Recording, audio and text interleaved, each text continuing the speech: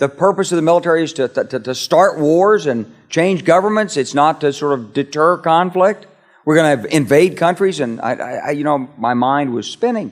They wanted us to destabilize the Middle East, turn it upside down. Now, did anybody ever tell you that? Was there a national dialogue on this?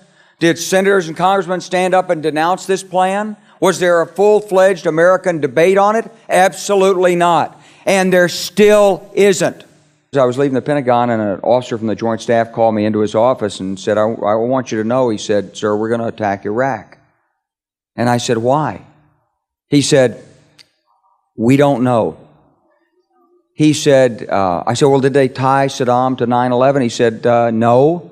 And then I came back to the Pentagon about 6 weeks later. I saw the same officer. I said, why haven't we attacked Iraq? We still going to attack Iraq? He said, "Oh, sir," he says, "it's worse than that."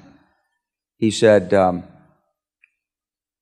he pulled up a piece of paper off his desk. He said, "I just got this memo from the Secretary of Defense's office. It says we're going to attack and destroy the governments in 7 countries in 5 years. We're going to start with Iraq, and then we're going to move to Syria, Lebanon, Libya, Somalia, Sudan, and Iran."